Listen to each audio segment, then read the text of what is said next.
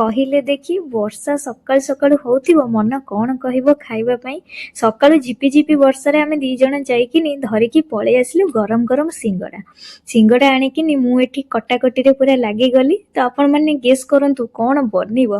ଏଠି ମୁଁ କାକୁଡ଼ିକି ନେଇକିନି ଚୁନ ଚୁନ କରି ପୁରା କାଟିଦେଲି। ତାପରେ ନେଇ ଆସିଲି ଗାଜର।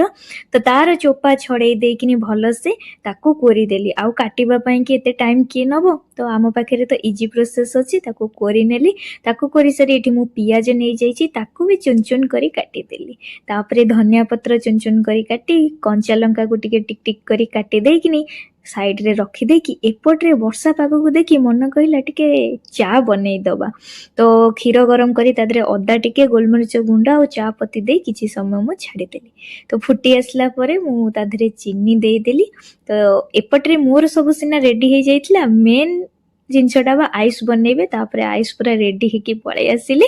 ତ ଆଜି ବର୍ଷା ପାଗ ଦେଖିକି ମନ କହିଥିଲା ଟିକେ ଭୁଜା ବନେଇବା, ଯୋଉଟା କି ମୟୂରଭଞ୍ଜ ବାଲେଶ୍ୱର ସାଇଡରେ କହନ୍ତି, କିନ୍ତୁ ଆମ ପଟରେ ଭୁଜା କହନ୍ତିନି। ଆମ କେନ୍ଦ୍ରାପଡ଼ା ସାଇଡରେ ମସଲା ମୁଢି, ମୁଢି ପାଗ ଏମିତି ହିଁ କହନ୍ତି। ସେ ଯାହା ବି ହଉ, ବର୍ଷା ପାଗରେ ଏଇଟାର ମଜା ସବୁ ଅଲଗା। ଡିଷ୍ଟ୍ରିକ୍ଟ ସିନା ଅଲଗା ହୁଏ କିନ୍ତୁ ଖାଦ୍ୟ ସେମ୍ ଆମର। ତ ମୁଢିରେ ସବୁ କଟାକି ରଖିଥିଲି, ଯାହା କାକୁଡି, ଗାଜର, ପିଆଜ ସବୁ ଦେଇଦେଲି। ତା ଦେହରେ ସୋରିଷ ତେଲ ଦେଇ, ଆଉ ମେନ୍ ହେଲା ଆମର ଆଚାରର ତେଲ ଆଉ ଟିକେ ଆଚାର ଦେଇଦେଲି 1 ଚାମଚ, ବିଟ୍ ଲୁଣ। ତା ଦେହରେ ସିଙ୍ଗଡ଼ା 2-3ଟାକୁ ପୁରା ଟିକେ ଭାଙ୍ଗିକି ଦାବି ଦାବିକି ପକେଇ ଦେଇ ଗୋଳେଇ ଦେଇକି ଆମର ରେଡି ହେଇଗଲା ଏଠି ପୁରା ଭୁଜା। ଆପଣମାନେ ଏବେ ଦେଖନ୍ତୁ, କୁହନ୍ତୁ କେମିତି ଲାଗୁଛି। ଆଉ ହଁ, ଆପଣମାନେ ନିଶ୍ଚିନ୍ତ କମେଣ୍ଟ କରିବେ ବର୍ଷା ପାଗ ହେଲେ ଆପଣମାନଙ୍କୁ କଣ ଖାଇବାକୁ ଇଚ୍ଛା ହୁଏ। ମୋର ରେଡି ହେଇଗଲା ଭୁଜାକୁ ଗରମ ଗରମ ଚା। ଆମେ ନେଇକି ଚାଲୁ 2 ଜଣ ବସିକି ଖାଇବାର, ବର୍ଷାର ମଜା ନେଇକି ଖାଇବୁ।